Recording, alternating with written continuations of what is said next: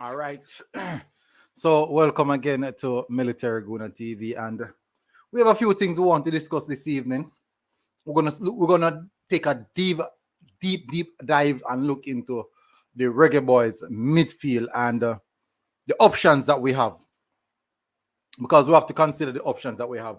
So as you guys come in, just smash that like button. If you're watching on the rewatch, I would implore you to actually subscribe and also leave a like on the video as well if you do like this type of content. But first thing first, let me declare that this is an unbiased show where we give our opinions, but not only our opinions. We also have facts, stats, and the analytical aspect of the game to back our argument. So whatever we're saying, we have the stats to defend our argument. And that is really crucial in the debate of football, because football tends to go into the opinionative aspect of things, and we want to move away from just opinions. And this channel is not only about opinions. We want to dive down into the statistical element of the game and how we can approach the game on that level. But this evening we have a few things we want to speak about the Reggae Boy midfield, and we do know that there's an abundance of talent in our pool, but we want to speak about the pool in perspective and also the shortlist that was sent out. So we're going to look at the shortlisted players. Also, we're going to look at the pool of players as well. And it is quite crucial that we have a good look and bear in mind that so first thing first, we're going to look at the current squad pool that we have.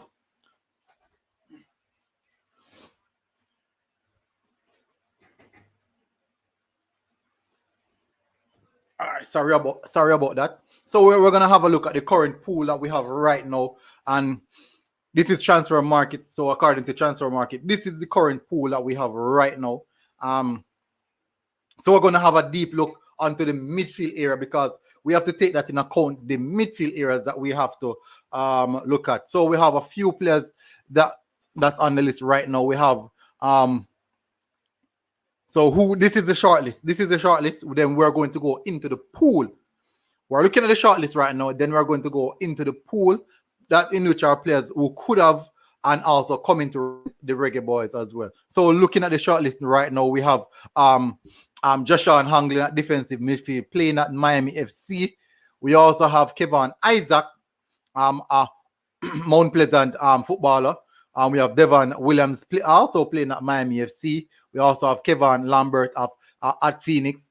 We have Luca Levy from Harbourview Football Club, Bobby Reed from Fulham, Casey Palmer from Bristol City, Morrison, who is relatively unattached at this moment. And then now we have Lamar Walker. But in general, we see Lamar Walker being playing on the attacking lineup for Miami FC. I guess they see him as the striker that they wanted, so they are playing him in that position. We have Tyree Magee. So these are the short-listed midfielders that we'll be looking at, and then now we will go further into the pool that is out there, the pool that we have. So big up everyone. Big up DJ Romain. IMAX, big up, bro. I think IMAX, it's late, bro. What are you doing up so late? What are you doing up so late, bro? So these are some of the things that we're looking at. Okay, so what about Lewis Baker in the pool? So Lewis Baker is a part of the pool. That is the reason why I said that we'll be looking at the pool of players. We'll be looking at the pool of players first. We'll be looking at the shortlisted players first, and then now, we can actually dive into the pool that we have. But what you guys are seeing right here is actually the shortlist, the shortlisted players.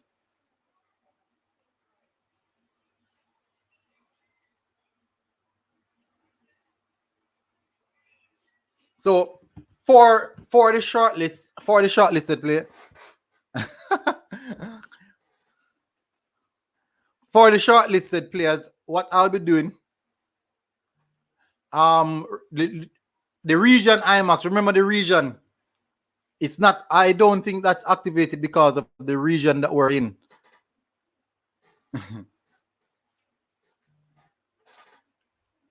Remember IMAX, the region that we're in, that's not activated.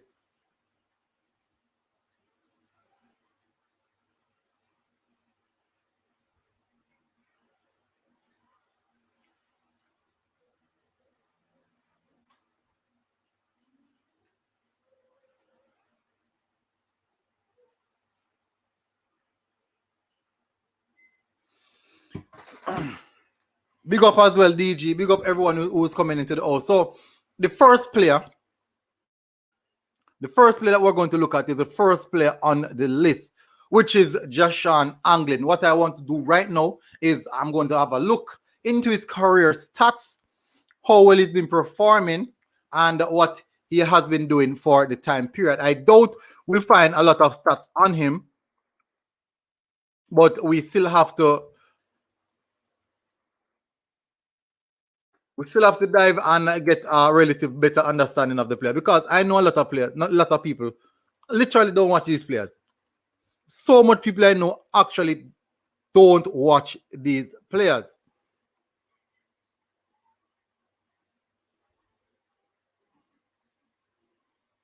So you're hearing a lot of people speaking about who they know and what they can say the player, the type of player he is, and all this type of thing, but they literally don't know.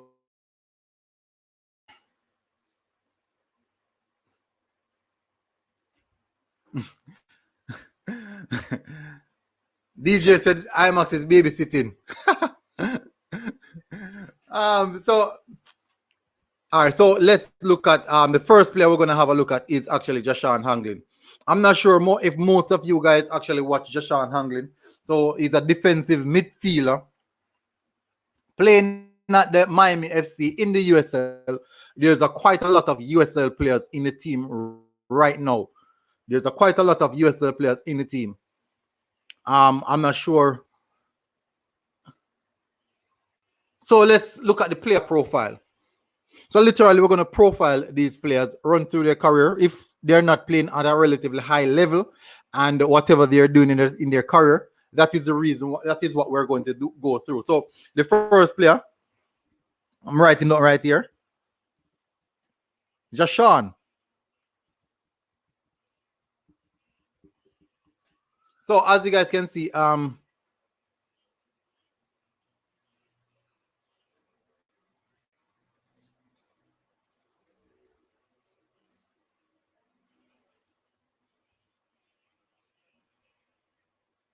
what is this?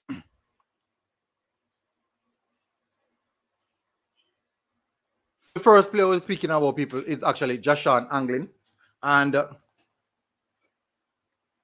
we'll actually see what he has to offer based off playing style and not only playing style, but his career. But he's a relatively young player. He's relatively a young player and a player that has a bright future in front of him. We have to say he has a bright future in front of him.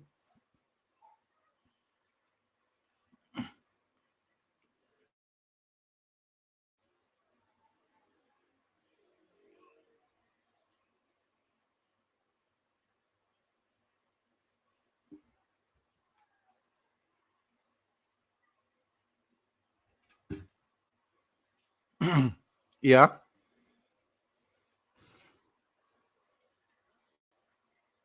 So he's age 20.78 meter, relatively fairly good enough height. Fairly good enough height to. What is happening here?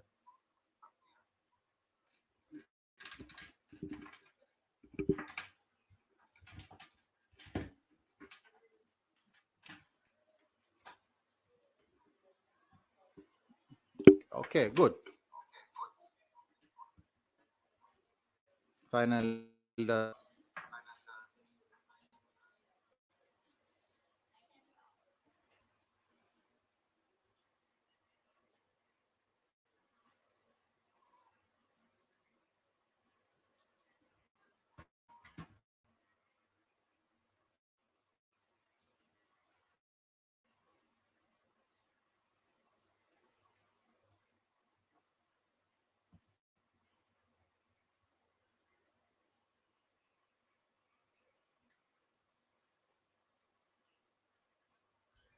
All right. IMAX. As I said, IMAX, donations cannot be on because of the location, you know.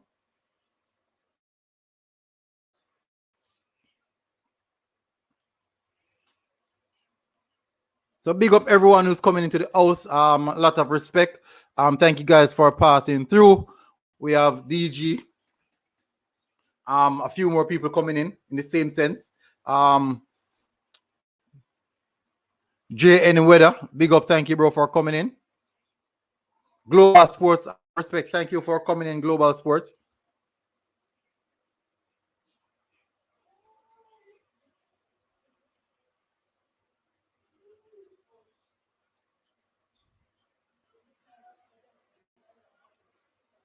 All right, as I said, Jashan Anglin, 20 years of age, defensive midfielder at Miami FC, market value, 50,000 euros, not the most expensive.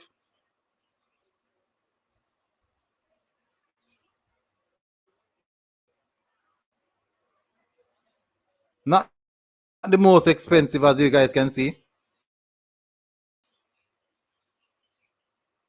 That's why I don't like to use transfer marketing. All right, so he only has one appearance, actually. One appearance for the Reggae Boyz.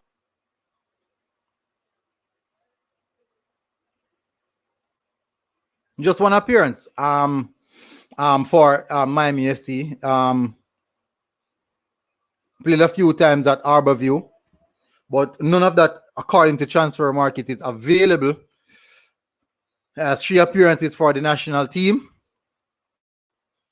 So basically, that's it for Jashan. Not much for Jashan as well.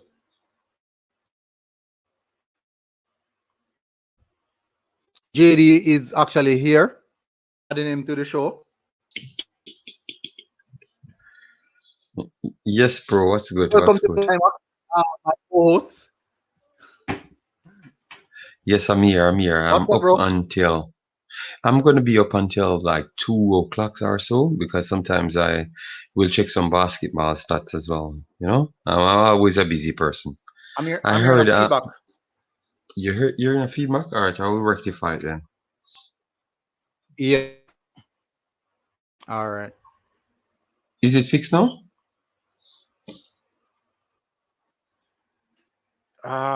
Still hearing the feedback.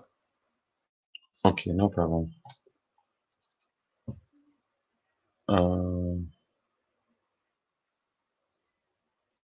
let me take the.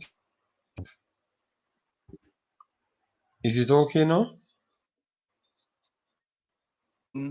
Yes, it's a bit better. Let me take off this. If you want me to get come back out, but it's lagging a little bit. But no, nevertheless, I heard DG Ramin saying IMAX You know, Senate Western Union. it's going. It's okay. All right, then I will jump out then. Yeah, I'm still hearing the feedback. All right. I have no clue why I'm lagging. I have no clue. None whatsoever. I'm trying to rectify the problem, but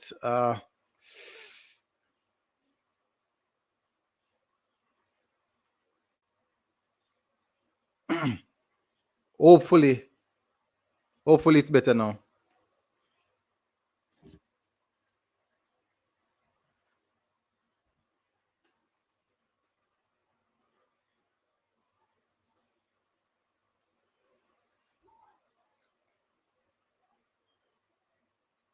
Oh, no feedback.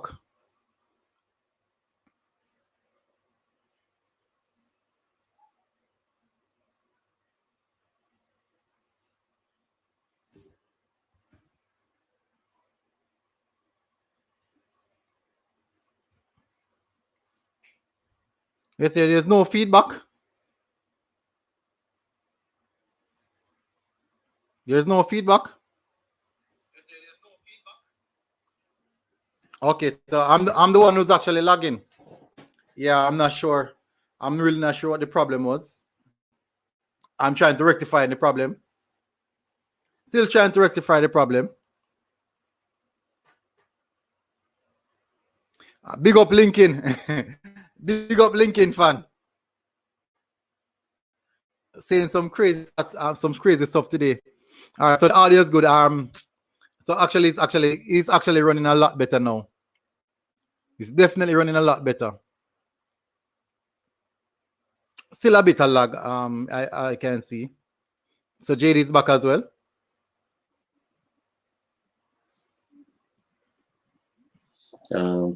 That's good. That's good. Yes. Yeah. It's clear now. Yes. No. I was just saying, where is the button? Because sometimes I used to go on the buttons and just give a lot of trouble giving away money for the day, you know? Well, be according to location, I don't have that button. Yes. Well, we have to try and find a way to cheat the system because a lot of people do, you know? So I guess we have to cheat the system as well. You know? Yeah. So I'm not like a transformer, but a lot of advertisement and also videos playing in the background. I'm going to be using SofaScore to run through the squad. I actually completed Jashan Anglin. Literally, there's not much to get from Jashan Anglin due to the fact that he most of his career has been playing inside of Jamaica. Actually at I think it's Harborview. So there's not much data on Jashan Anglin. So we're have to go run through and players that are on the list that actually not stipulated to a particular team right now. What we'll do is that we're going to look at their last games and attest their performance based on that. And we know that it's quite that's quite hypocritical because you can say other players perform better a few games ago and then know what's the form they're in right now. But that is the way we're going to do it today, just to come to a conclusion and to analyze the player. Because in the same sense that we have players that we analyzed back then, and when you check back right now time, I tested that he was actually playing good, and when you really look at the stats, he was actually way off. Yeah, I have no clue why my Wi-Fi doing me like this, but the show has to go on. So let's see what SofaScore has to offer. I have no clue what's coming on. Miraculous. So JD, so far, what's your take on Jashan Anglin? What is it that you think he has to offer the Jamaica Reggae Boyz team? Midfield. Well, I've seen a lot of things from most of the players, and I have to be honest, when I do go on all the platforms, they need work. Most of the guys need work, to be honest. But if you don't play, you can't get work done. So true. I think you have to start with starting to play. So get more reps under their belts, and then definitely they can be productive in some sort, because now you have the talents around them, so they can soak it up like sponge and get the job done. But for him in particular, I think he's an okay player, but he needs reps, man. I saw good things from him. I could definitely say that I saw good things from him, but I just think he needs to play for people to see more of him, and he can actually get to gel with the team. So I don't have any individual stats that I would have to say he's good at or whatever the situation. You need to see these players, because you can't leave the last set of hopes to talk about they were good at that point. That's a long time ago. You understand me? Yeah. Comparing to now. So that's why I wouldn't go up and say I will give anything on him. I just need to see him play. That's what I would leave it as. Exactly. All right. So let me bring up the team. Let me bring up the team so you guys can have a better understanding of what we're working with and how the team actually looks. So a lot of people are excited about the team, despite you have people actually arguing about the team as well. But quite a few people are still happy about the team. There's a lot of discrepancies. A lot of discrepancies. But from our side of things, we can see that people are actually in essence okay. Some people are okay. Let me run through some of the comments then before I go. Let's scroll down to the names of the players that we have. Um, Quite familiar faces. A lot of people are really, really happy with the faces. As soon as Instagram live starts, I see a bundle of people piling up on Instagram live. I can say I'm guilty of that as well, because I want to know what these players are thinking. I want to know where their mindset is at and how they view this particular time period of their life as important as how it actually is, because this is a pivotal point in any footballer's career, where they're at the brink of entering the possibility of playing into the playing inside in a World Cup campaign. So literally, it is a breaking point for most of these players. So I want to see their mindset. And I've seen a few interviews with players who has their head on their body in Jamaican terms, and have a relative understanding of what they really want in life. So as I said, we started off with Jashan Anglin as the first player. We have a few more we're going to run through. On a few days. We should have actually started, but we work on that. Now, the next player we're going to look at is actually Luca Levy. Mm-hmm. He's the next player we'll be looking at, age 24. So Jashan was actually age 20, where we could actually say that because of the age he is at, you can give a relative understanding and reasoning behind bringing in a young homegrown talent inside of the Reggae Boyz squad and trying to brand a product, sell a product on the market to establish it in the world on a worldwide basis. So typically trying to let the world see some of these players. So Luca Levy is the next player we'll be going through. So let's run through his last appearance that he has for the Reggae Boyz. Let's see if we can gather the stats. As you guys know, we like to use stats to rectify what we see on the pitch. Because I know a lot of people don't like the stats. They say we stockpile. We stockpile stats. They say we stockpile stats. Yeah. Make it see stats, and because of that, that doesn't give us a fair assessment of the player themselves. But actually, I'm not getting any significant stats for Luca Levy. But he's 20 years old. He's 24 years old. He has potential. The last time when I spoke with him, he said that he actually went abroad to do some training session at a young and tender age, and he did identify how important and critical what he learned overseas in regards to the mental aspect of the football, because everywhere in the world of football there's a general concept of talent. Everyone is talented, and that's the mentality problem. So JD, what's your take on the player mentality from what is highlighted by Luca Levy? How important is player mentality in the world of football right now? Yes, I will just limit it to the world of football. And to be honest, in the world of football, it's very, very much important, incredibly important. Because if you come with the ability, with the attitude like you're already that top notch and you're pretty much mediocre, you can't evolve, because you can't soak up anything but when you're around the experienced guys that you should have been learning from. So the attitude and the mentality is always the best thing to go around and get first. So going with a labored attitude, saying that okay, I think I'm good enough for the challenge, but I'm coming here to learn from the guys that are above me in the pecking order, and then I'm going to be someone special one day. I think that's the right attitude to have every single time. So really and truly, I actually like his attitude. I like the way he tried to set himself in positions to improve, because once you want to improve, that means you already think that you're not the finished article. And those are the type of people you want to have in the team. You don't want to have these people that have these high belief systems in their heads and they can't learn much more. You have a system because you want to learn more. You have to evolve. The next teams ain't staying static. So how are you going to defeat them? You can't just go there and defeat them.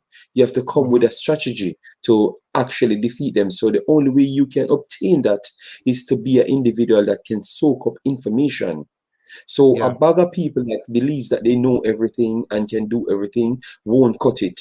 The mentality has to be right. So Luca Levy is just spot on, in my opinion. And I love people like that because that's worldly human beings to me. Yeah. So massive respect to him at 24-year-old.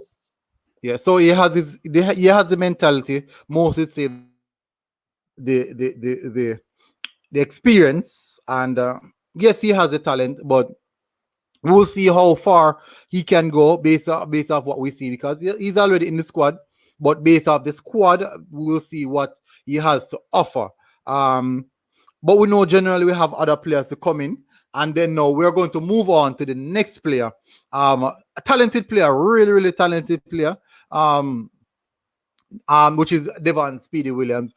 Extremely talented player, but he's drawing closer to the final stages of his career. As you guys can see, he plays literally three position: defensive midfield, central midfield, and also attacking midfield. But at Miami FC, what I'm seeing right now is him being deployed as a central midfield, literally as a double pivot in a 4-2-3-1 formation. That is a formation that we know that Tupper Whitmore loves to deploy. And we see him deploying in a 4-2-3-1 as a second pivot, but he's the one with the freedom to play as a box-to-box and support the attacking player. So literally as a central midfielder. He can also play in a 4-3-3 as a number 8. He won't be the one to sit deep and do the defensive work because he's a bit more attacking minded. So as you guys can see, he played a total of 3 games so far. 3 critical games for Miami FC, 89 minutes per game. So that is telling you that he plays a significant amount of minutes, and he's a crucial player to the team, because the team played 3 games so far this season, and he plays a total of 3 games, completing 89 minutes. He also has a goal. So I'm not sure why this is not showing me the goal that he scored. Really, really good. But I guess that would maybe be on so and because I've been tracking his career, as you guys know, I actually do review on all of these players. So it's not like I'm talking from my head. I'm talking from what I know. I watch these players, I analyze these players week in, week out. So JD, I know you also see this player playing some quality football, very, very intense tenacity. Quick, as you know the name, Speedy, for a central midfielder. Very, very technical and a beautiful passer of the ball. A creative player. What's your take on Speedy Williams, JD? I actually like the way he plays, but when you referred there that he could play the defensive central role in a double pivot, he's one. I like his passing, but I'm not sure about his tackling ability. I still need to see a little bit more, and that's why I think central midfield would be the best place for him. But as you said, in a double pivot, he could still work, but I still believe that they need a person to marshal around there with him. So he could be the passer and the link player to the attacking midfielder. So I would say if you're using him, I think you have to either go for Lambert with him, or even, as bad as people think, Hector. But at least you can see that Devon Williams could be the guy that could link the play to the attacking midfielder and the rest of the players. So he's vital, man. What do you think about Danielle Johnson alongside Speedy Williams?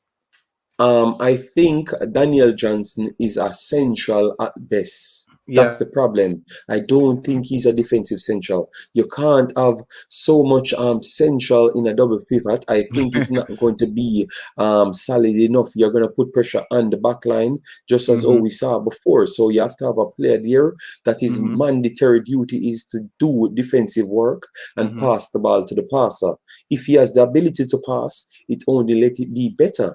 But if he doesn't, it doesn't really matter. Just get the ball to the passer. So Danielle Johnson would have played over Speedy, in my opinion, but you have to have a defensive central there, and I don't think and none of them are top class defensive central minded, because what you have to look at if they can play in a single pivot by themselves. No, you understand? But the thing about it is that the thing about it is that you know that the game that we played, the last 2 games that we played, actually Danielle Johnson was the man that Tapa Whitmore used to do the defensive central work. And it worked out. It worked out well in your not good at opinion. not good at Okay. all. Not good at all. And that's Not why good he at all. changed. That's why he changed to a 2. That's why he changed to a 2. Because he believed that 1 can't do it, so he has to use 2. And that's why Hector did the job. The only thing is they have to restrict Hector's work a little bit more and just let him be a tackler and just an individual to pass it to Danielle Johnson. So just be a tackler, stay in position and pass it to Danielle Johnson and then let him create the work from there. Or even an next player, Ravel Morrison. Yeah, or somebody that is good on the ball and can pick a pass to start the play. That's what you need. But obviously, if you get a player that can play the pivot by himself, it will just revolutionize the system, because that means you will put players in their right position. You don't have the chop and change anymore. So for me, Devon Williams, he looks like a solid player. I like a lot of things about him, and he has the attitude that you really want in the team. But I just don't see him as a defensive central by himself. So I don't think he will solve the whole story. I think he could contribute into the double pivot. But aside from that, I don't see him as the main man that you want, in my opinion, still. Yeah, I do, and that's I can't disagree with what you said, because we know that we are looking to make a big step. I mean a really, really big step in the trajectory of how we want our country to move forward in the footballing realm. Now, the next player, as you said, creativity, a creative spark, is actually Casey Palmer. Now, he's the next player that we'll be discussing. We're going to move over to Casey Palmer. But so far, from off the top of your head, tell me what you think about Casey Palmer before we get into the player himself. Casey Palmer is a slick passer. He's an attacking midfielder outright. If you want to drop him in central, he's not going to be fully functional. Keep in mind, central is always having the duty to have some defensive capability. I don't think Casey Palmer has nothing like that. I actually think he's truly an attacking midfielder, but he's a flair attacking midfielder. So you let him in that decisive moment when you want something. You understand me? I don't even think he's naturally a true out-and-out starter in certain teams, to be honest. But obviously, Jamaica requires him to be a starter. Yes, so he has to come out and do it different. I don't think he's that player. I think he's a moody player that you want to come and change the game. So he could be on the subs bench and come on for impact player, to be honest. So that's what I saw him as, because he's slick, his vision is high, and his passing at time is crisp enough in those vital moments. So that's why I would say he's an impact player rather than a player that you want to put in the team right out. I think he's not going to give you the right balance if you're going to rely on defensive stability and soundness. If you want to put him way back, you have to play him in that attacking midfielder, and I think it makes the team a little bit limited, because in modern day football, it's way more of fluidity than anything else. So as you said, you saw Devon Williams. He might not be the best defensive central, but if he got caught in that position, he wouldn't be out of sort. I think Casey Palmer goes out of sort easily, even though I like him. As you know, I talk highly about him, but I'm just talking about football in general. So I don't think he's the most elitist in various positions. So you have to keep stable positions to keep him happy. So I think he would be best to be an impact player, in my opinion, still, based on my assessment and watching him. Okay, all right, that's a valid point. Before I go to my analysis of the player, I'm going to run through some of the comments. Millie, while you're lagging, I actually think the lagging is actually going away slowly but surely, hopefully. Jeremy said, big up Jeremy. Jeremy said, IMAX your money tall today. I guess he was actually on Tactical's channel when I did like 20 donations, you know. So I wanted to continue 20 more, but military, I don't know what he's going on with, you know. I need to show off a little bit.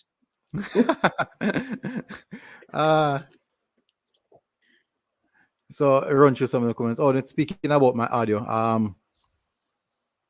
Okay. Okay, so they were saying that they weren't getting any feedback from you. Okay, Yeah. okay. So Andrew Because I have Allen, the mic set and everything. okay, Andrew Allen, big up Andrew Allen. Big up photos for Jamaica. Is this a different location? Military Wi-Fi lagging? Yeah, same location. I don't know. They decided they want to beat me really, really bad. That's Jamaica. Global Sports, big up, bro. It's 24 people. I would really appreciate it. Smash that like button, people. Marcus Messiah Garvey, bless up Military and JD. Randy Viper, big up, bro. This man pressuring me. You think I know you want me to say that those two golden words. Big up, Randy. Hopefully you're good.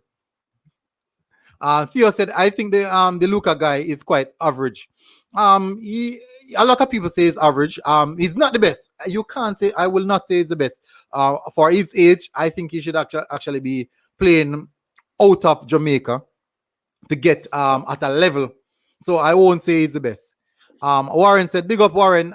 We give JFF a bad rap, but glad they have these 3 friendly games. But if we have weaknesses in the squad, go out and get stronger. And that is something and that's a fact. That is actually a fact. That's not an opinion. That is a fact.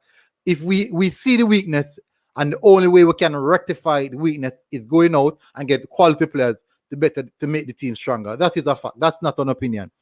And these are the type of reasoning ability that I really, really like. People who can see football for what it is and not on a biased level. JN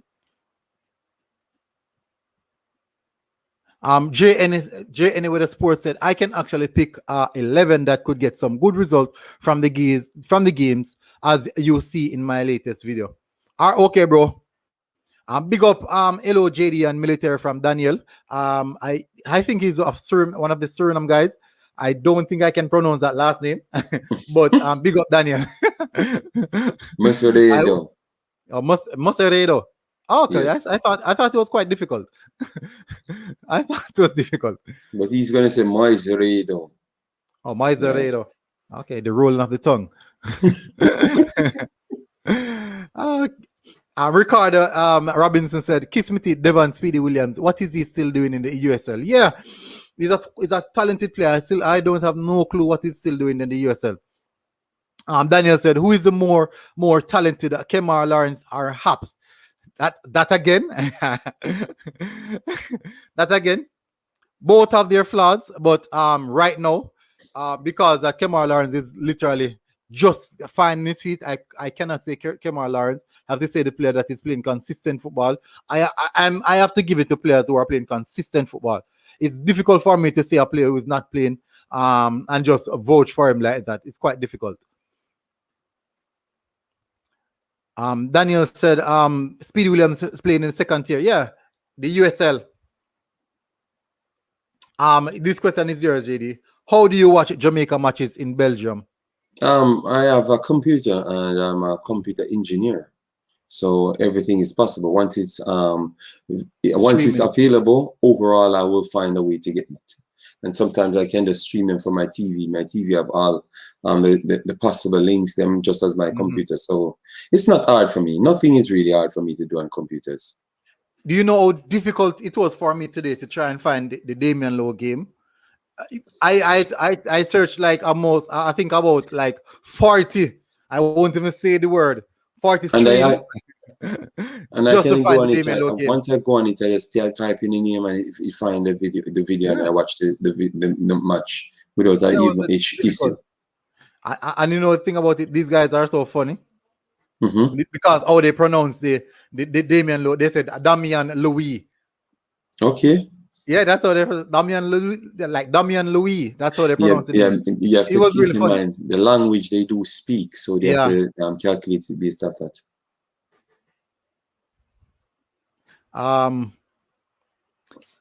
Photos for Jamaica says smash live on. Big up Ian, blessing military and JD. Bless up Ian. Bless up Ian.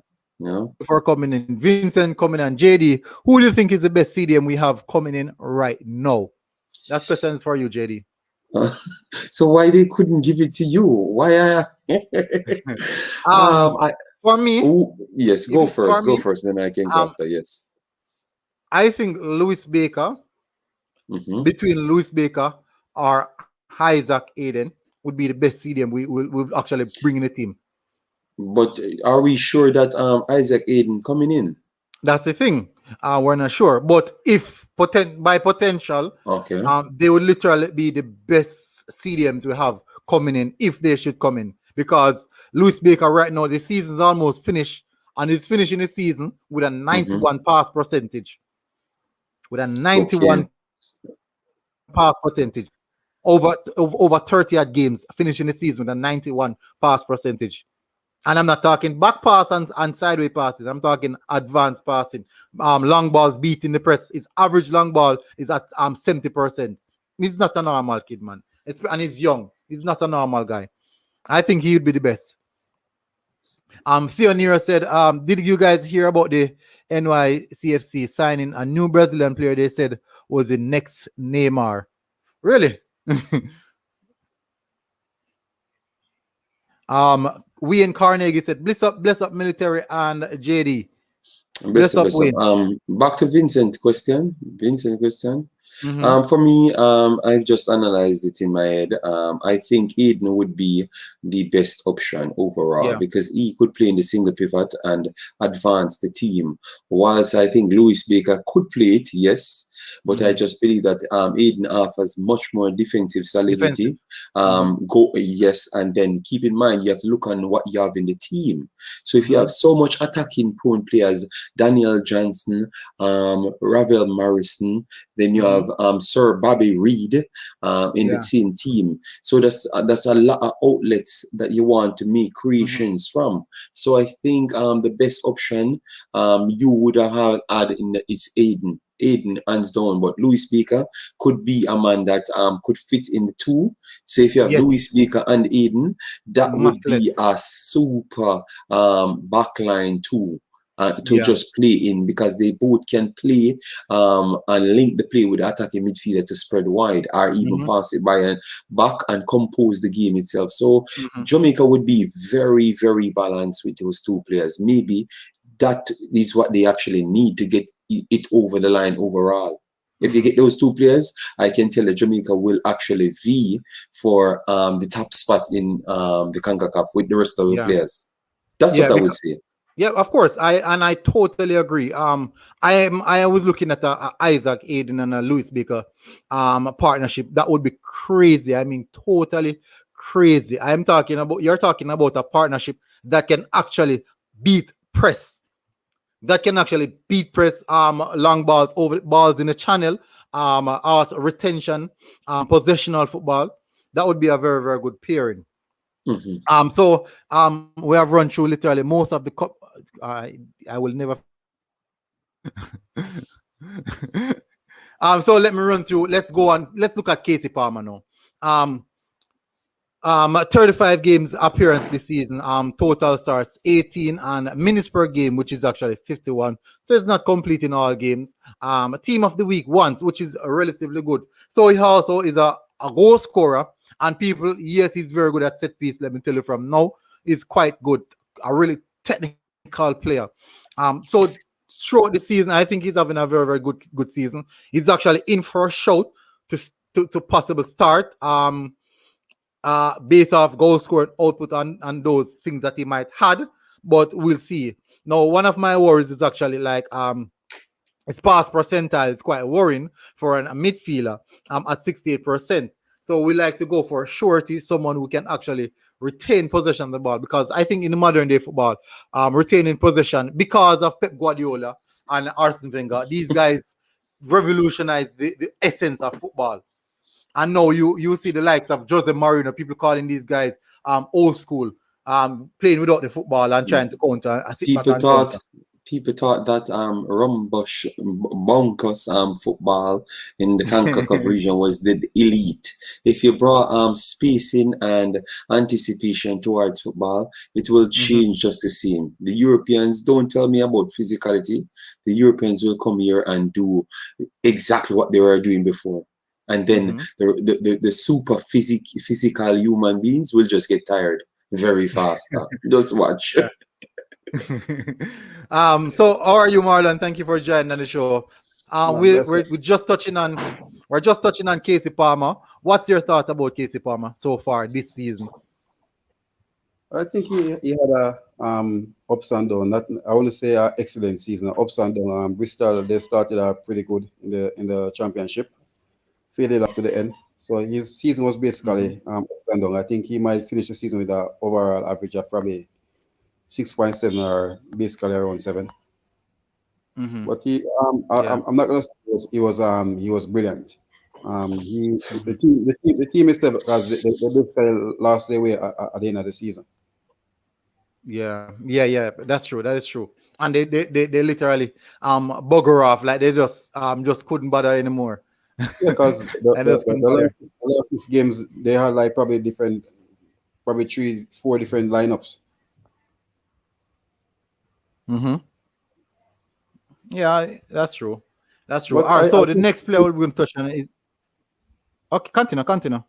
Yeah, I think what Casey brings to the team, they bring a dynamism to the team. He's a two-way midfielder, you know. He's somebody can be a box to box. He can be the central if you want him to be attacking. So he has that dynamics around him. So he brings that to the team because what you've been lacking for the past couple of years, we don't have a person to control the middle. So with Casey and EJ and Ravel right now, and Magee to an extent, these are person who can take hold of the ball and pick the pass up. And what Casey has over the rest of the players still, he's a more bustling type of player who will take the ball and go forward with it. Yeah, that's the only thing he can do. And that's what he do. He's just one trick, just straight. He's quite direct. He's quite man. Yeah, he ain't playing. Yeah. That's what I said. But the central part, I don't think he would be a good central. Marlon, I don't think he's a good central. Yeah, he's an attacking midfielder. His defense is you have to use somebody's gonna do the dirty work beside us. Simple. Yeah. But you have to take up too much space to use him. Box to box. Yeah, but you have to utilize someone else to use him in that spot. So it's a liability. He can play tonight. There's once again Masengo from France, the higher little kid that play beside him in Bristol. He does most of the dirty work for him. So he can take the ball, lose it a couple of times, and this guy recover it. Okay, so how much people in Jamaican squad we have can do that? Huh? How much people in Jamaican squad we have can do that now? For we to use that risky move of putting him there. You know, that's what I'm saying. So that's why I say I will use him that deep. I'll use him in the central attacking. I rather use Rebel to the defensive midfielder because Rebel doesn't give away the ball that much. Rebel is somebody who would like to have the ball. Okay, well, everyone are going to the same formation as me then. All right, cool. Okay. So the next player that we'll be looking at is actually Kevin Isaacs from Mount Pleasant. Now, he's actually 25 years old. We all know that he's actually he played well. Well, I won't. That's pretty up. I can't be biased. He didn't have a good game in the USA game in the UK friendly. At 35 minutes, I could literally see his tongue join on the floor. Exaggerated he was throughout the game. I mean, he was literally tired. He was mentally and physically tired by halftime. I was surprised that he lasted the entirety of the first half. Really, really robust player though. Technical player, but it just didn't work out for him on that first goal. So maybe this is like redemption for him to see what he has to offer. And we'll see how that. So yeah. And the aspect that for me still I don't know how far I think the league is gonna start next month. So I think I think most of them might be ahead of all the other teams here. With their facility they have everything to train. So Mount Pleasant. So you know he's at Mount Pleasant. So I think he might be ahead of the rest of players when they come to training because they have a good system there. The Jamaican players, the rest of Jamaican local players. Yeah, the thing about Kevin still, he's a good player, but I think the pace of the international game, he's gonna be way off that, and I don't think how much sharp he's gonna be. He's very good with the ball as a defensive player. He can string the pass along. He can do the work still. Not that physical though, because sometimes he give away the ball a lot. But he's a good player. I think for me still the experience for him will only improve his game. Okay, that's it. Run through some of the comments before I move to the next player. Wayne Carnegie said, if the USL players don't perform well in these 3 friendlies, I don't want to see them again. That's really harsh. J. Anyweather Sports said, Louis Baker hands on for me, and not because he's a Chelsea product.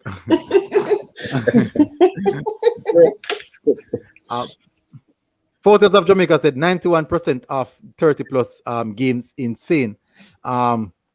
Such consistency at a high level would certainly bodied well for us.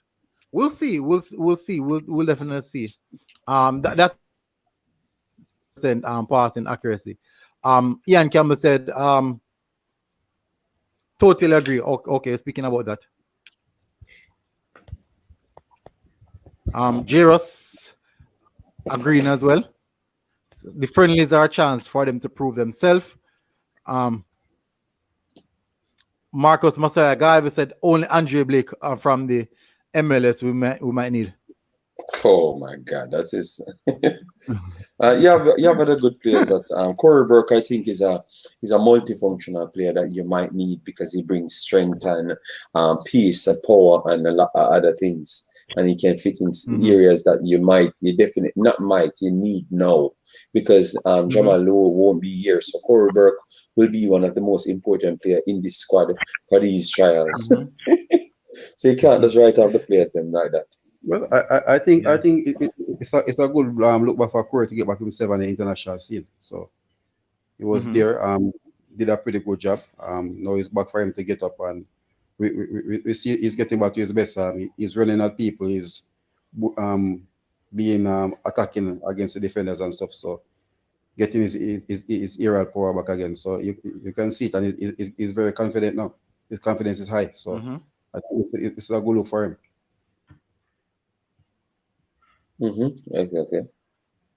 Okay. Ian said, does anyone know why JFF hasn't approached Louis Baker as yet? That's a good question. I think JFF alone could answer that. No, but Ian says, does anyone know why JFF hasn't approached Louis Baker yet? So yes, that's what I said, hasn't. So that means he knows that they didn't approach him as yet. No, so well, Ian, if you know they didn't approach if you know something, Ian, I think you must have the answer to the next part of the question, you know? If Case Palmer had an 80 plus passing accuracy, he would be in the English team. The man only looks for through passes. No, that's a good attribute because he's looking for the final product. It might not come off all the time, but one of the players in the Premier League, that's the only thing he does. And everyone thinks he's the greatest thing ever signed to the Premier League. Manchester United, world class. Bruno Fernandes. That's the only thing he does. Jerry, you'll find that, because guess what? Once you're playing in the attacking role, you're the one who's going to make the final pass. So guess what? Your passing accuracy won't be the highest. But guess what? You might have 3 or 4 out of 10 try to swing back 2 or 3 10 times through. So that's the thing. And when you're in the attacking part of the field, that's your duty. Try to find the forward or the wingers, make that final pass. Yeah, facts.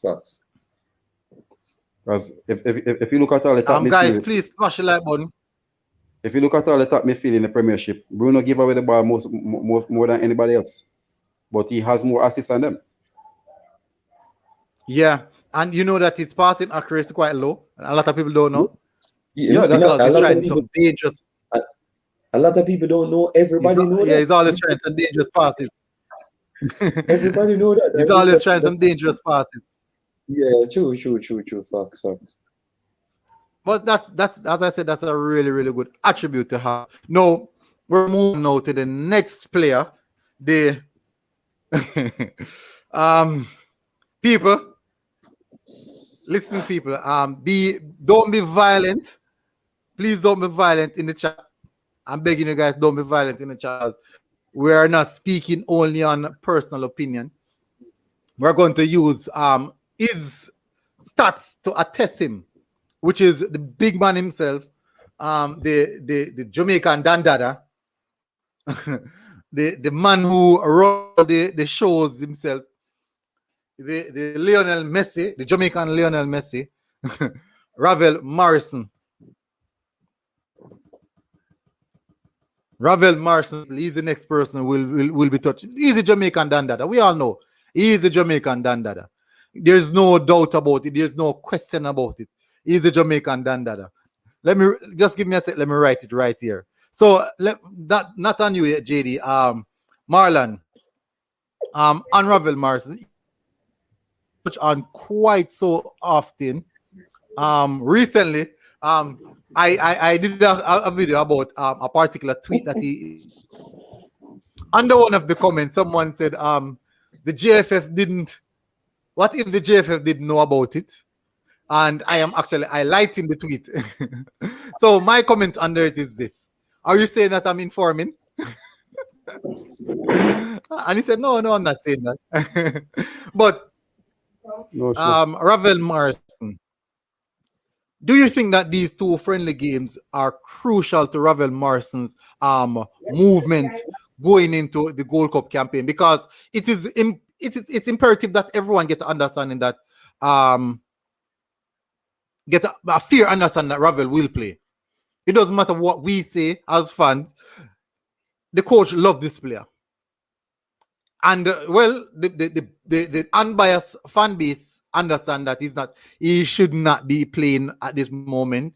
But the coach loves this player, and guess what? We Jamaicans, we are patriotic, very very patriotic, and we are going to die on that. How could I call it? We're going to go in bed with the idea that he has to play. So, Marlon, what's your take on Ravel Morrison? How critical and how pivotal these two friendlies are for Ravel Morrison moving forward from here? Yeah. Guess what? As I said, I'm gonna call the names. Ravel doesn't have is unattached to a club. Alvas is attached to another club, right? Mm-hmm. Luca Levy is not playing in the football, right? Mm-hmm. Kevin Isaac is not playing the football the same way. The keepers I can see with them. So the same thing that goes for Ravel. If they can be in the side, Ravel can be in the side the same way.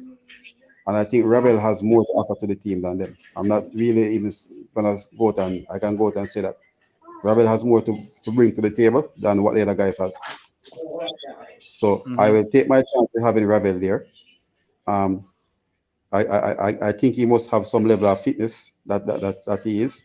So for him to come get into that game and be ready for Gold Cup. So I'm not gonna judge him and see how he does, but for him to get back in his performance and get to that level he can perform for Gold Cup. Yeah. Yeah. Okay. So that's a fair assessment of the situation. So JD, what do you think? What do you think about the Ravel Morrison situation? And do you see a particular formation that Ravel Morrison would actually be suited to? I would say the same formation that we have now playing the 4-2-3-1. I think that's one of the best suited formation for him. And you asked two questions: is these friendlies pivotal towards him getting selected for the actual team? And I would say yes, because the fact that Danielle Johnson ain't in the team, you check that right? He ain't in the team, right? Yes, he ain't in the team. So I think this is a chance where in which Whitmore will try to utilize him to play that link role between the defensive central and the attacking midfielder. And I think he's going to flourish in it as well. So this is his opportunity, and I strongly believe that 4-2-3-1 is the best way to go. And he will get the job done because his composure on the ball, his passing ability will just bring out the best out of the entire team and let it flow easily. Whether or not they're going to win the games, I won't say that, but I would say what his attributes are good enough to improve the team that they actually select now and simplify some of the headaches that they do have in the team, in my opinion. Yeah. All right. So those are fair assessment of Ravel Morrison. For me, it's really, really difficult for me to give an assessment on Ravel Morrison because a player that is not playing football for such a long time period, it's difficult to pinpoint and say that he should be playing at this particular time or he will be playing at this particular time. So there's not much argument to defend Ravel Morrison starting. And also, there's a lot of argument to defend why he shouldn't be in the team. But as you know, it's inevitable that he will be in the team. It's also inevitable that he will be a part of the Gold Cup squad. But I think that these games will be pretty much critical to get an understanding of where Ravel Morrison fitness level is at and where the level in footballing ability he is at right now. Because not playing football for a particular time period, you can actually gain a few pounds and a few stones, as they would say, and then now he look quite jaded on the pitch. But we'll see how that one goes. What I want to do, I want to look at Ravel Morrison literal career in some aspect. I like to use transfer market for this, but transfer market loves to bring up a lot of these fancy advertisements and those type of things, and I cannot manage that. But 14-15 season. All right, let's go as far as his first season in the Premier League. So he played a total of 16 games. So this was years ago. People, this is years ago. I wanted to bear that in mind. So don't use these stats as saying this is the level Ravel Morrison that we'll be getting. This is years ago. So let's see how good he was at that particular age. So that's 2017. 8 years ago. That's 7 years ago. 6. That's 8 years ago. And Ravel Morrison is 28 now. So that's Ravel Morrison in his prime. This is Ravel Morrison in his prime. He played 16 games, started 12 of those, finishing completing the game 72 minutes per 90. He has 3 goals and 1 assist in 16 games. Not a lot. That's not a lot, but he's still putting an account for himself. Let's move up further to a year later. He had 1 appearance, 33 minutes, nothing sufficient from that. And then now in 2019-2020, he played against Leicester City, and he had a SOFA score rating of 6.4. So he was actually at Sheffield United at that particular time. Finished the game, he made 6 passes in the game, completing 5 of those in 12 minutes. Well, so these are years ago, people. This guy playing so much Serie A, EFL Cup. So it's quite difficult. It's really, really difficult to come to a testament of the player himself because he's moving from club to club. But for me, my take on the player is that he's playing significant football. He's actually at the point in his career where you see that he's in the back end. You have to be honest, he's at the back end of his career, 28 years old. That's you're drawing really, really close to 30, where as a midfielder, yes, we can say that you positionally you work on that, you get a bit smarter in that area, but you're still getting on with age and critical. Before I move on to this player, I would have to run through some of the comments and see what you guys are saying, because you don't know, we can't be here just chatting off our mouth. Like we know everything about football when you are the guys who know everything about football, apparently, in the world of football. So that's how far back. Jamie Ricketts said a heck. So everyone is saying Ravel is the unknown Dan Dada. Jeremy Ricketts said, I can't put my trust. But big up Jamie Ricketts. Thank you for passing through, bro. A lot of respect. I can't put all my trust in Ravel, cause this man now play no pro football. But Jamie, according to some of the fans, this man is at a world-class level in which one friendly game can get him up to that world-class level just like that. Just like that. If him we make go World Cup, probably he might get a club after. That is if. That is actually if. That's actually if. Marcus Garvey said, "Here, Hector."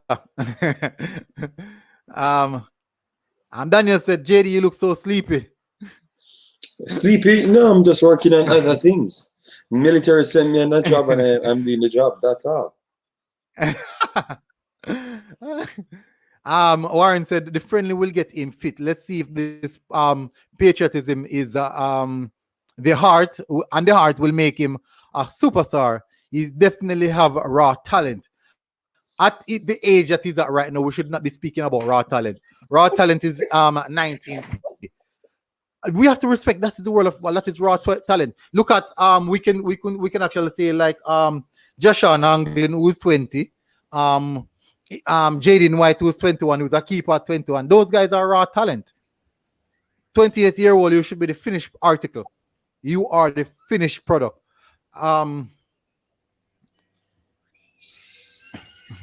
Wayne Carnegie is a Ravel God. You're a baller, Wayne. Obviously, it's your baller. Jeremy Ricketts said Ravel is a good natural talent. Just not sure if he's fit for an entire 90. Let's see though. Yeah, he won't be fit.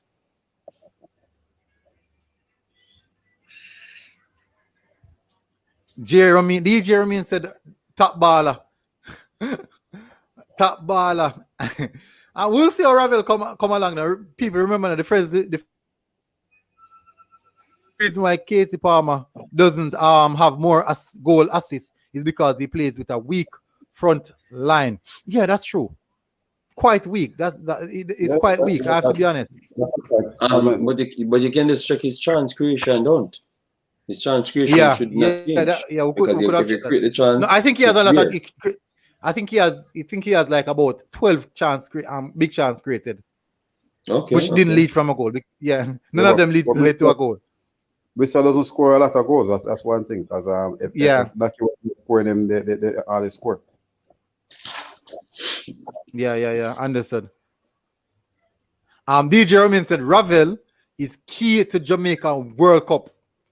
You didn't have asked that. He would have said that even without him in the list, because you know I swore. Yeah.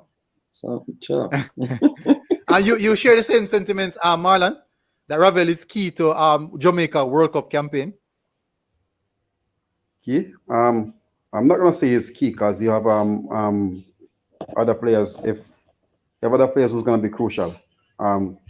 There's a captain himself, Andre Blake, right? We're talking about Mikel Antonio coming in, who's gonna be one of the key persons to get the ball in the back of the net. Yeah, Blake keeping them out and a person getting them back in. We are one of our biggest concern on the field. Everybody talk about it. The central defense. If a Kevin Stewart can come in and fit in this team, Hayden decide to come back fit and decide and say, okay, yes. Because Hayden will be the player, because Hayden will do all the dirty work. A lot of people say that he takes a lot of cards. Yes, he does that when he's playing centre half. But Hayden, Stewart is a better passer of him, but Hayden has more is a more muscular player when it comes to dishing out the tackles in the midfield and stuff. So he's a person. And what Hayden can do, he can give a side what dynamics. You can play a single pivot with like a 4-1-4-1 formation or 4-3-3. So instead of playing a 4-2-3-1, you have a person who's gonna sit in front of the back four, right? So if the wing back go, he can step in that position and cover. So that's what Hayden will do. What Kevin Stewart does now, he does more with the ball than Hayden. So that's two different things. So for me, so like, you're talking about players who's going to be crucial. Whoever plays who's going to play that central part, he's going to be a crucial player. The wingers again are going to be crucial. Whether it's Bailey or Bobby over there, if Redman comes or Jamalo, they're going to be very crucial to the team as well. Mm-hmm. Yeah. Facts. All right. So run through three more of the comments, and then now we'll move on to the next player that we want to speak with. All right. So Jermaine Silver said Ravel provides the edge, the cutting edge. This is Jermaine. Other phone is dead. Okay, Jermaine. No problem, bro. But we just spent Ian said, continue. No, we just spent a whole host of time on Casey Palmer talking about how he's just direct and he has that cutting edge. So you have other players there has similar trait as well, and people keep on forgetting Bobby Reid. Bobby Reid is an actual attacking midfielder. People keep forgetting that and saying that he's a winger, you know. So I'm just saying he's an additional player that. Yeah. And I'm just saying he's an additional player that solved the same puzzles there. It's because he's even more talented than God Ravel Morrison. That's why people think he's a winger, he's a right back, and also a thing. But he's actually a cam. Yeah. Yeah. All right. So Kareem said talent done at age 24, 25. You have to be the finished article at that point. Yeah, of course. So Robert Smith said we'll all have to wait and see what he has to offer. Marcus Garvey said, you only hear about Ravel. I never really see him play. I want to see what he have to offer. Of course. No, we'll see. We'll definitely see. You know, it's now important that everything, as I said, things in the dark will always come to light. No, we're going to see all of that now. Aiden not coming Magee too. How long him take to make up his mind? That's the world of football, bro. It makes no sense we say it's negative. Kareem Grant said that Danielle Johnson is key to our midfield. We have so much key players to our midfield. Warren Webster said, as human beings, we like to cheer for underdogs. Ravel football story is intriguing from all the early promises. His current situation, Bobby Reid will be my choice. So that's a big fact. So as we move over, we finish off with Ravel. We're going to move over now into the next player. As has been mentioned, man himself, Bobby Reid. Let's start off with you on this one, JD. Last time I start off with Marlon. No, let's go on with you, JD. You purposely brought up Bobby Reid, man, because you're upset due to the tactical managers video, you know? No, no, because we already start off on the Bobby Reid topic. So let's just go down that same particular line of conversation, which I think is quite imperative. But at this point in time, you know, I won't get into it. Run your show, JD. What do you think of the player? What's your insight on the player? For me, I've told people over and over that he's going to be the key player for Jamaica because he's actually going to play his actual position, which is the cam. I honestly believe that's where he's going to play, and he's going to be the link because he's a multifunctional player that can even drop lower than the cam and go side to side. What that means, Jamaican rotation in that fourth spear would be completely different. People can't static mark them because he's so fluid. He can play right winger, left winger, and even striker as a central forward, and he can play the right back. But obviously, we're not talking about the right back. We're just talking about attacking areas. So that means everyone can move fluid because everyone has that same trait to move. So I would say Bobby Reid would be the main person for that job and the main important piece for the team because of his fluidity. And that's the overall package. I think he's an engine. He has a good pass. He has a good positioning style of play in which he can pick the right angles to get balls off and get other people into the game itself. So his IQ is pretty high. Hence why he plays so much different positions. And I would say its creativity is underrated. I think people underrate how much he creates for a team overall. You get me? People are talking about others are underrated. I honestly believe that he's really, really, really a good creator. Really a good creator. And he's the gem that I am looking for. People can talk about Ravel, God Morrison. I think Daniel, Bobby Reid will be the main important piece for Jamaica in any system, period. That's just my opinion, period. All right. So Marlon, you're going now on Bobby Reid. What's your take on the player? How do you see Bobby Reid impacting the Reggae Boyz team and also the World Cup campaign? What's your take on that? Well, guess what? I think what you're gonna see from between Bobby and Bailey, you're gonna see a lot of Mm-hmm. interchanging between both of them. And you saw a little bit of it in the Saudi Arabia game, where sometimes Mm-hmm. he comes out on the right, Bailey goes in central. He's gonna Mm-hmm. be that man basically who will probably play behind the striker. Because if you look at it, I think Jamalo will probably play out on the left and play, play out on the left and Mm-hmm. probably be on the right. So Bobby gonna be central. So he's gonna be basically the three behind the striker. So he can interchange with Jamalo and he can interchange with Bailey. So you're gonna have a lot of Mm-hmm. flexibility between those three. If you have a Mikel Antoni in there, the only weakness I think in Jamalo game, he doesn't put in a lot of crosses. Mm-hmm. Because I think is one of his weak point. Because it comes with the system he playing as well. Because at Swansea, Swansea play a 4-2-2 formation. So even when he's out wide, the ball is coming to him. So most of the time he's on the edge of the 18-yard box. So he doesn't have those cross whipping. But I think that's a weak part of his game. Because he's a person, even when he has it to square, more time he cuts on the right foot and go towards goal. Mm-hmm. But Bobby's going to be a very important person because, as I say, he's a link man between the wingers and the strikers and the defensive mid. Mm-hmm. So he has a lot to offer there. I think this is a position that probably he's more comfortable playing. Okay. Because All right. So if you look at it when he was at Bristol City, he plays that position. I think he scored 15 goals this season. When he went to Cardiff in the Premiership, I think he scored 5 or 6 goals, and that's where he was playing. He was playing right up the striker. So I think he's more comfortable there. okay. All right. So that's everyone giving their take on it. And so what we're gonna do now, we want to get a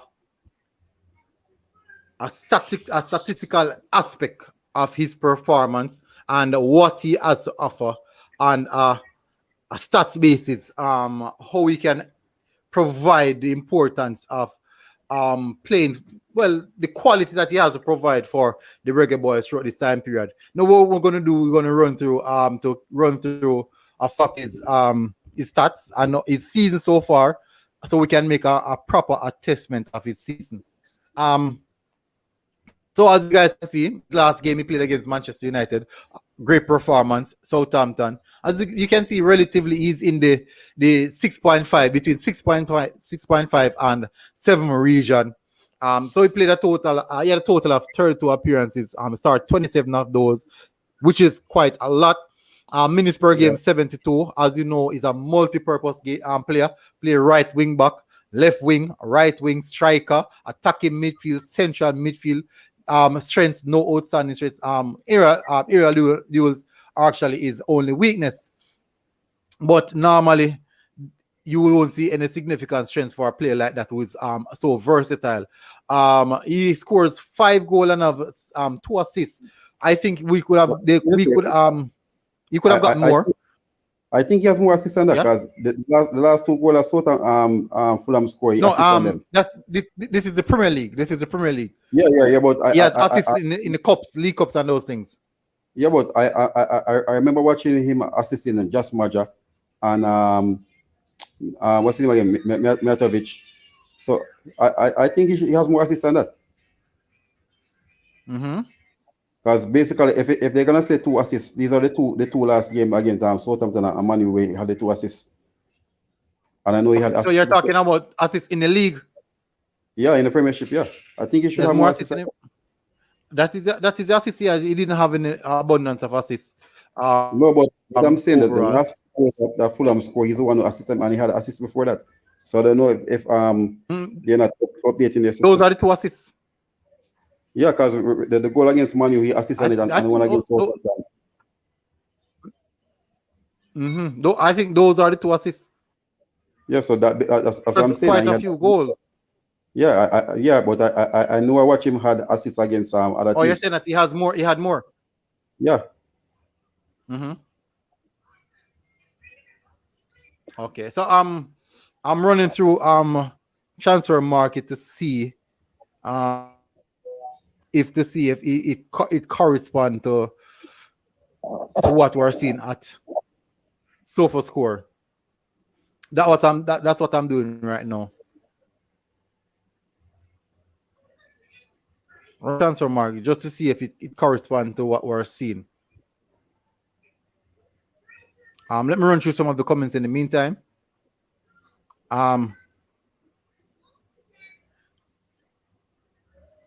Kevin Stewart played at a higher level than Aiden and performed well too.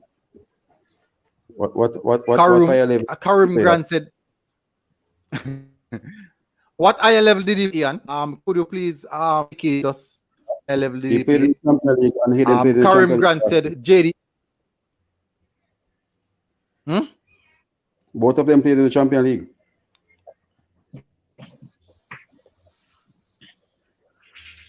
So they're on the same level, literally on the same level. So they literally is on the same level. Okay, so it's actually 3. Oh, it's not updated as yet. So it's actually 3 assists and 5 goals. So this is on transfer market. So maybe they have updated it as yet. So it's actually 3 assists. Yeah, man, I know he has some assists here. So I'm saying if this recent one didn't go in. Maybe it's not in. But he's having a very, very good season. I've covered all of his games that he has played. I watched them. And one of the things that I realized with a player, with his type of player, he's so smart. Maybe that's the reason why they use him in so much different positioning. Because, players with high IQ, then they tend to play a variety of different positions because they understand every role in the team. When you look at a player like De Bruyne, no one actually knows which position De Bruyne play. It's like De Bruyne is just playing football. But if you should understand that he plays on a particular system and movement on the pitch. But that's just how important, how smart these players are.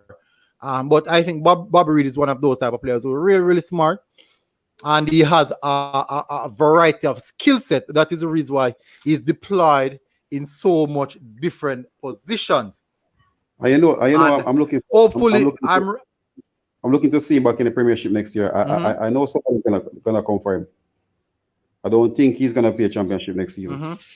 With the quality he has and the experience he has, if you look at it, two seasons in the Premier League, with 2 poor cycles. Cardiff was very, very poor, and he was an outstanding player for them. And you can see it again this year.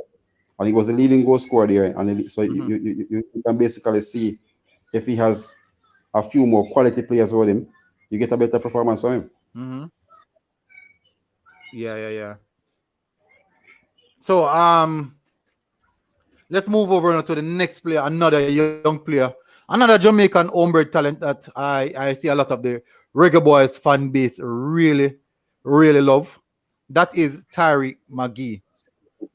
So going now, bring this one over to you, Marlon. I think you're more likely to know more about the player. What do you think about Tyree Magee? I think if once he find himself start playing football, you will basically see the best out of him. As I said, he has a lot of flaws to him same way. He said he's working on it. Basically, as I said today, I was with JD in a different forum. I was telling that Manning Cup and D Cup, it doesn't improve you as a player. Because what it does, it makes you improve on your strength, but your weakness, you don't improve on it. And that's the same position I found myself in. Because the coaches say, oh, you're strong left-footed, all right, you're gonna play on the strong side. And I think that's one thing I've probably worked against him going to Europe. Because guess what? When you go to Europe and if you beat a person 2 times in the same position, the coach is gonna say, hey, guess what? That means that's his strength. Just put him on his weaker side. And as he said for himself, he said going to Europe as well is a learning process for him because he probably know he's more tactical aware of the game. He's a person who didn't do a lot of after ball movement, and in Europe that does a lot. Once you're in the professional field playing and in Europe in the top class players, you have to do a lot of running. Sometimes you do more running off the ball than with the ball.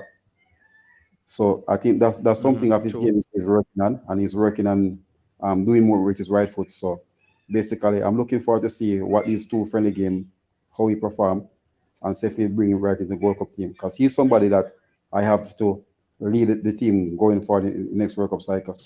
You're looking at the young bunch. They're the young. I call them the young gunners coming. The Magee, Walker, Jashan Anglin, Dwayne Busy Atkinson. These are the guys I'm looking for 2026. He is actually 21 years old. He's a really, really young. I know that he's a very, very talented player, but I think these guys need to start take their footballing serious. What's your take on him, JD? He's not a player that is big on the outer port of the world, but if you have any insight on him, what do you think about him?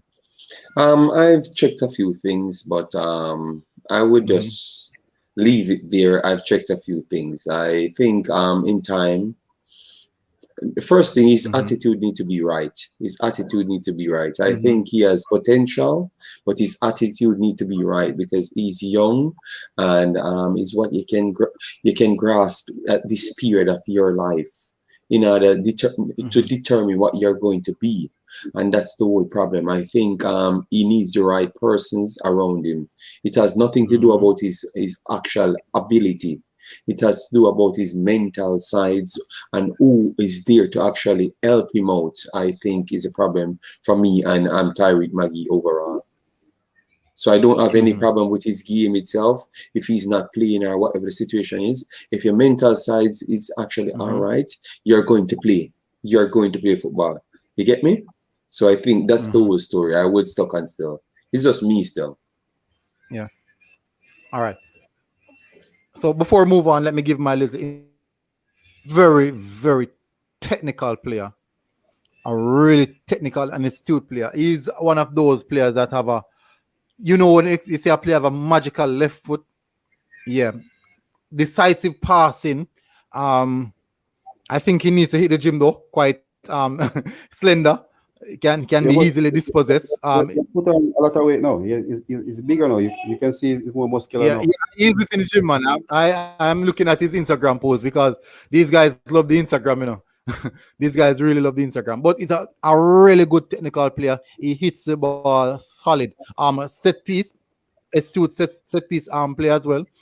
Dead ball, corners, free kicks, crosses. Yeah, he's that type of player. Really, really good left foot. I think he also, as Marlon said, he needs to master his right foot as well because he's heavily reliant on his left foot. Really, really heavily reliant on his left foot. But he's a very, very good. He's working on it. But he's a really, really good young player. And he's a player that I think that we can see him for the future. But I think what he's getting right now is the exposure to actually put himself in a better position. The top is putting him on the platform for other people to see him and see what he has to offer because he does have a lot to offer. He's a really, really good player. Now we're going to move over now to the next player. I think we have almost completed the entire squad, the shortlist squad, because we're at the hour and a half mark now. We almost got the entire shortlist squad. To some of the comments while it is loading.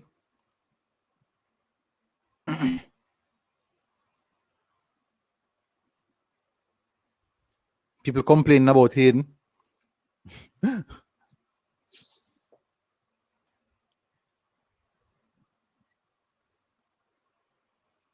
What are they saying about Karim said, I'm so rich. Karim said, JD, I think your USA versus Jamaica score was more accurate. Yeah, because maybe did it swing a bit more to Jamaica, right? Yeah, I gave Jamaica If it's more in Palmer, players, you know. Yes, I gave them as much okay, players good. That's what I I think could, we're you gonna know. feel.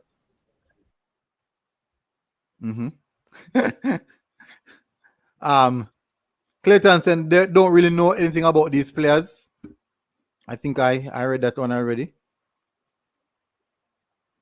Jerome 876 said Bobby Reed is our utility player. I don't think he will be our utility player. I think he'll be the one actually playing the central attacking midfield area. That is it. That's what I think. Ian Campbell said Bobby Reed is a solid player, hands down. Alex said tactical manager said him no good. I don't think tactical manager actually said him no good. I don't think he said that. I think he actually compared him to other players which are He better was than him. So I'm not comparing with saying Pulisic.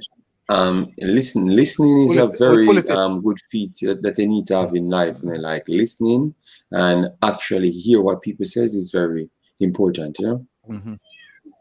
And we have to be honest. Pulisic is a better player. I can't go around that. Pulisic is a better player. When you are comparing a player like Pulisic, you have to compare him with Leon Bailey. Someone they both are in the same class. Disney said, I assume that you're in London. Yes, sorry about that, bro. Obviously I need to work on the timings then. Obviously. Patrick said, I think Demar Gray had a change of heart. That would be good. But if he has a change of heart. Tariq needs a new club now, so I expect him to use these friendlies as an audition, and Tapa will help him. And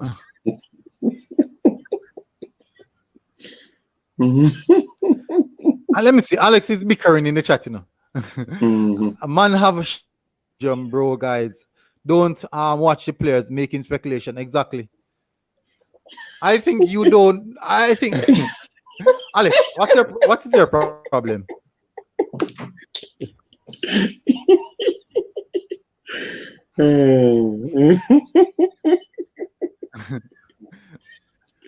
Ian said, sorry guys, I don't know that Aiden play. I didn't know that Aiden played Champions League. Okay, Ian, that's no problem. And that's what we want. When people make mistake, we can correct ourselves. I made mistakes. I do videos and actually put wrong stats in the video, and I will comment under it and make the correction under the video as well in the comment section. So guys, that is important, guys. Please read my pin comment. It is important that you read my pin comment. We can't know everything, and we are here to teach others, and we are here to teach each other, and that's the main thing. So if you come here with an individualistic ideology and believe that you know everything and you're the big shot, I think you're always going to leave without something. And Military Guna here doing a great job.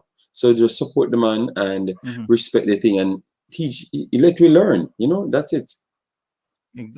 Yes, a learning process for us all, of course.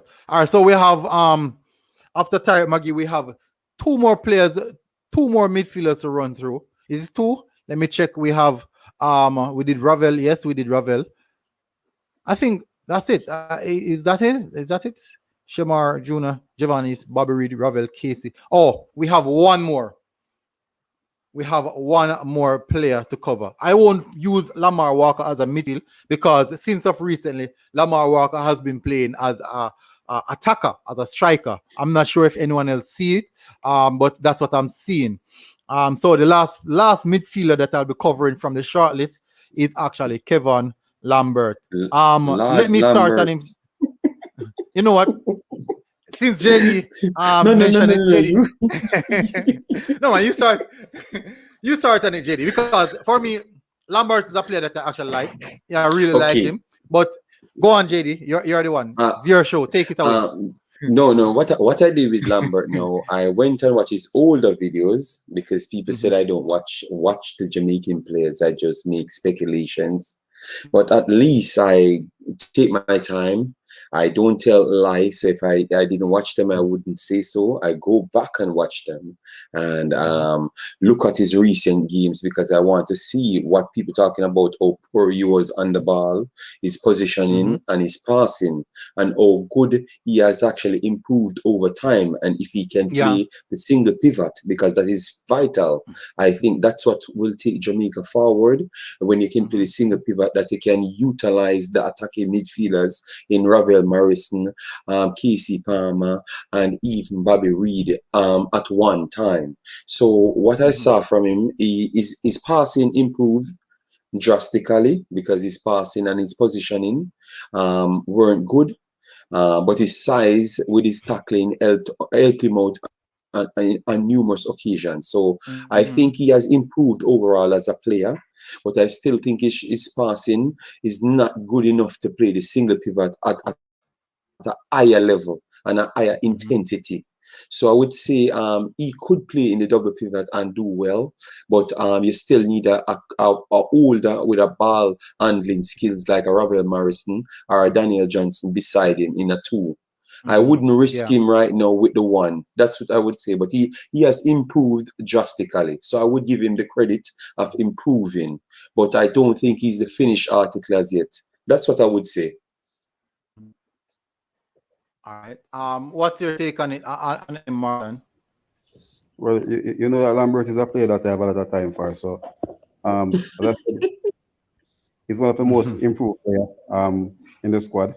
If you look at, remember somebody who left D Cup, played a couple Premiership game and got called to the national team and went and played World Cup. So you run up against a Mexico team, you played against US. So it wasn't. I think he made his debut against US and Honduras. So he came under a heavy baptism of fire when he came into international football. And I think his game. He has grown from that, and as JD said, his improvement is very, very high. He's doing better with the ball offensively and defensively as well. He's a monster in the air, and he's doing better on the ground. He doesn't go dive in a lot of tackle. He uses his intelligence now to win the balls. Before he used to do a lot of unnecessary tackling and pick up a lot of cards. But if you watch him and see how he play, he's just reading the game and winning the balls. So he's somebody still, as I said, with the better players around him, you basically find him to perform better because you know when you're gonna be more comfortable. When you're playing with 3 person, you're gonna play them on the same level. Then you make some rash decision. So when you have a person who are playing at a higher level, who's gonna let you improve your game. So you're gonna get from Lambert. Yeah, man. Yeah. And on those, both of you guys analyze the player significantly and exactly as how I was thinking about the player.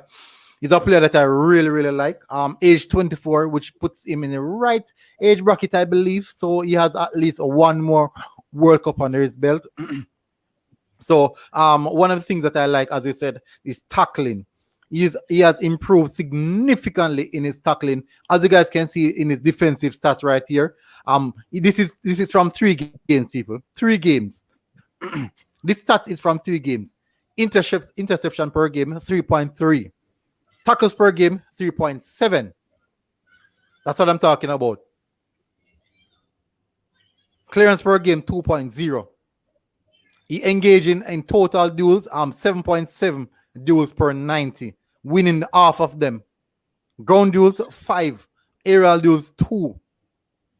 So for a player of his ilk, I can say we can see a young player brimming with talent, need the proper exposure to take him to the next level.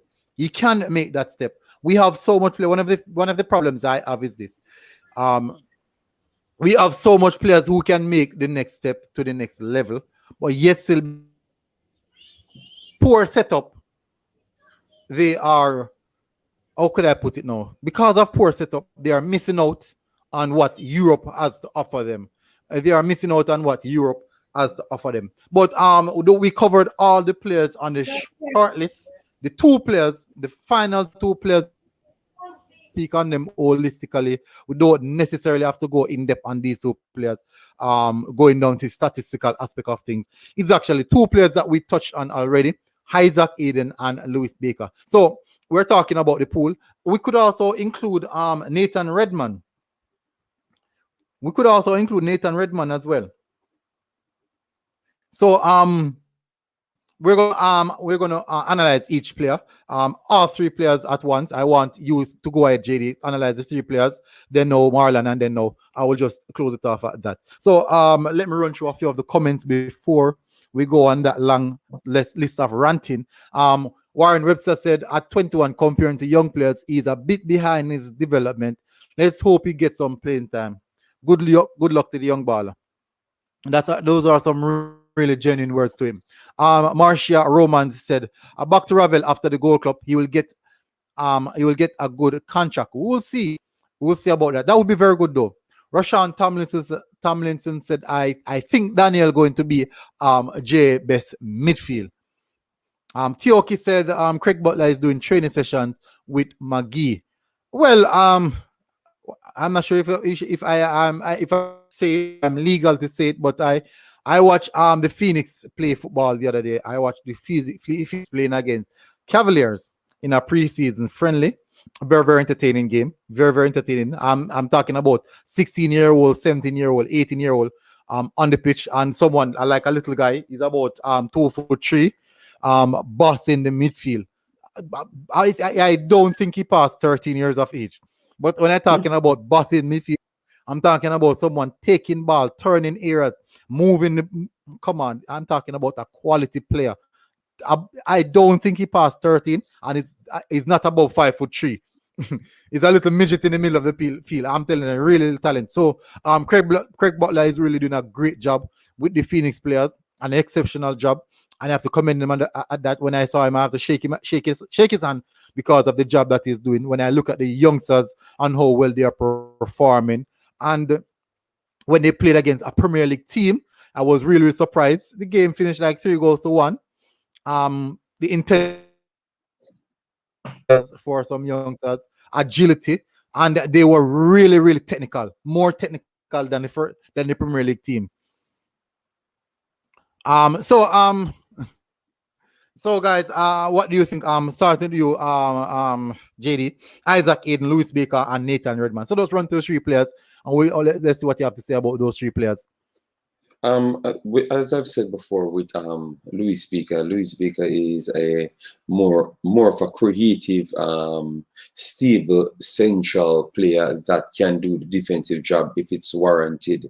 So he would fit in a 2 rather than a single pivot. So he's a guy that you could bring, and it would definitely help out the Jamaican team. But I would still say Aiden would be the perfect package, because he can play that single pivot, and he can do everything else okay. He has a good pass on him, not the best. I think Baker has better passing than him, but he has everything what you could use as a single pivot to use as the link-up player. So I have to give him massive respect. But both of these guys are really good.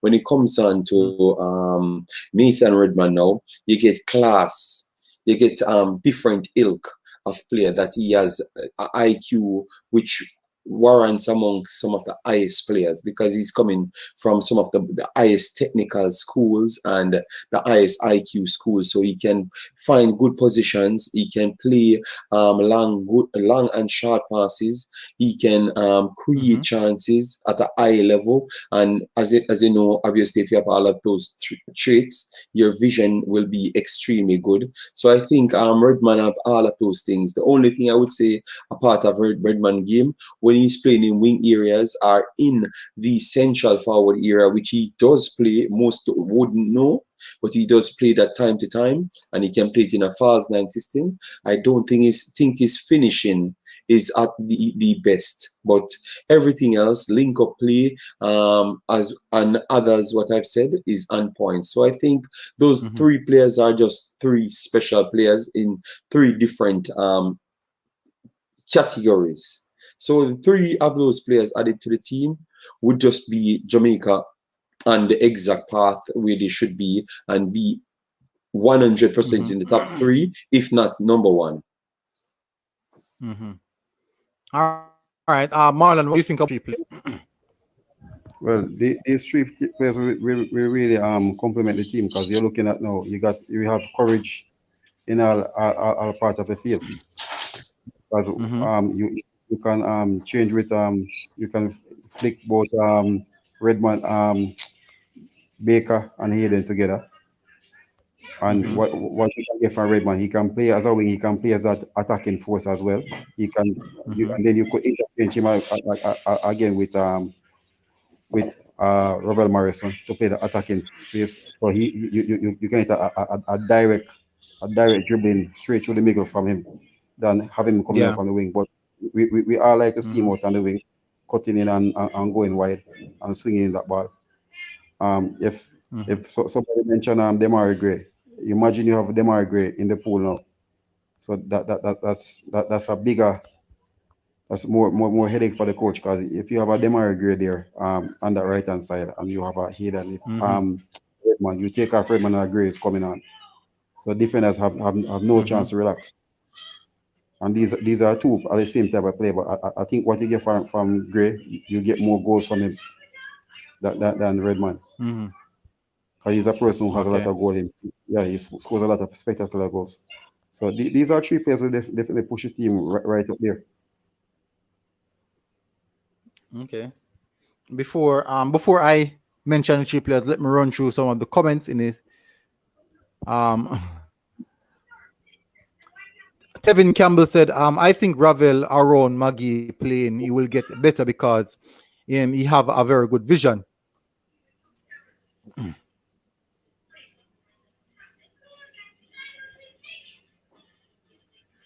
Warren said, at 21 comparing to young player. Well, did I pass through these already? Yeah, sorry. This one, of course I passed through them. Yeah. Ian Campbell said, I really hate the USL. What did the USL do to you, Ian? The USL did something really bad to Ian. You need to understand the players professional environment. So that's something. Yes, the quality. Some of the teams might not, but their teams, you look like a Phoenix, Charleston, Tampa Bay. Their quality side there. The Fisali side, Sacramento. This side are good side. This side play quality football. So you have 32 or 34 sides. Yes, probably 10 don't cut it, but you have other teams that plays quality.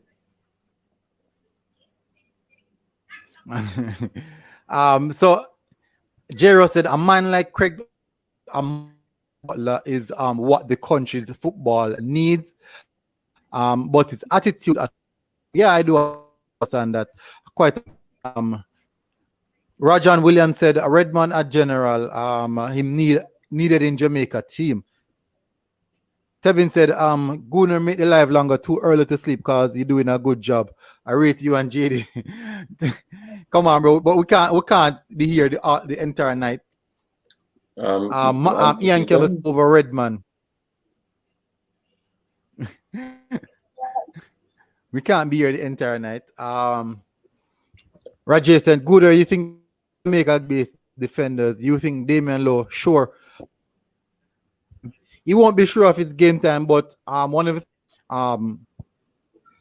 he's a member of the core players.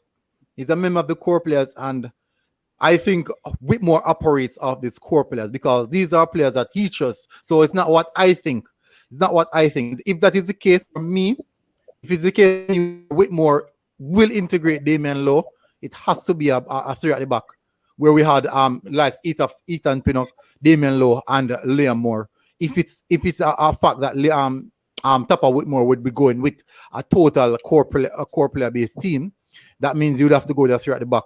Then you can have Tax Lawrence on the left hand side, the right hand side. You use 2 older midfielders, but you will definitely need someone to sit and provide that defensive stability if the other midfielder would want to go forward.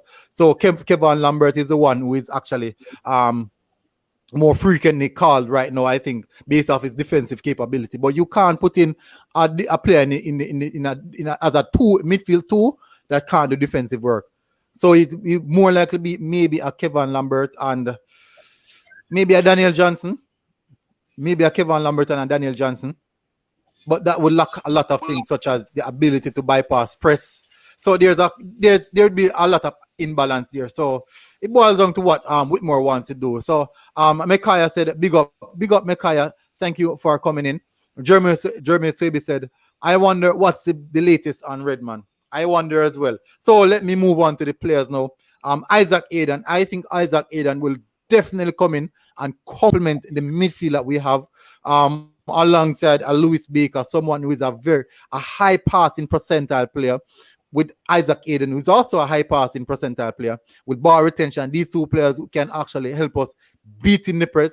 If we should have a Isaac Aiden and a Lewis Baker in the midfield era, I think we can be comfortable in a 3-5-2 formation or a 3-4-3 formation. With over on the front, we have maybe a Bobby Reed on the front, and also not Antonio leading the line, Leon Daly and a Redman. So those are the options that we have. Then no Nathan Redman, quality top class player.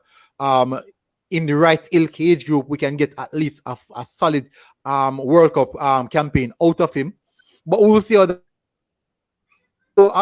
idea that if he can actually with the CONCACAF football, because we all know CONCACAF football is about pace and power, but it's time now.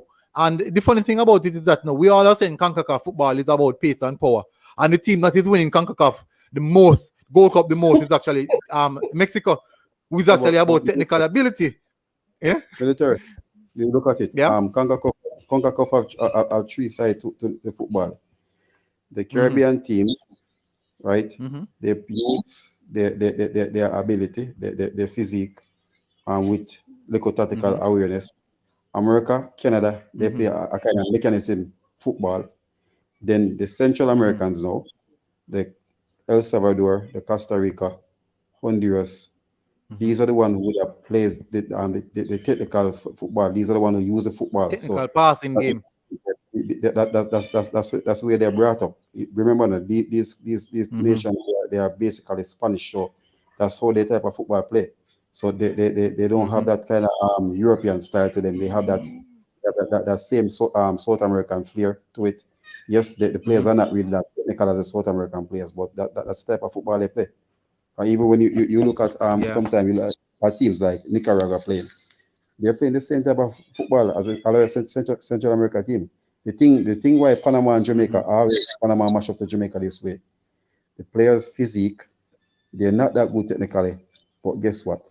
They are the same type of physique as a Jamaican, so they can compete with them on a physical standpoint. So if they have a couple players who are technical, so they match up good. The Honduras and Costa Rica will always bring a different type of football. But when you play El Salvador, they give you the short passing. I think out of all the Central American team, I think El Salvador, the type of football they play, they try to play the tiki-taki game. They don't have the players to do it because they don't have the high quality players as the Honduras. Yeah. Those are some very, very good points. But as I said, we are talking about the CONCACAF style of football, as I hear most people are saying. Even myself said it as well about the pace and power. But the most dominant team in CONCACAF is actually Mexico, who is actually a technical based team where they just do passing of the ball. But people, thank you everyone who tuned in. JD, thank you for coming on. Thank you again, Marlon, for coming on. I know it's late and I know you guys want to get some rest. Do you guys have any last word? I'm good, man. Thanks for having me here and everything. It was a very good discussion and stuff. Yep. It was a good discussion. You, Marlon? It was a good insight. You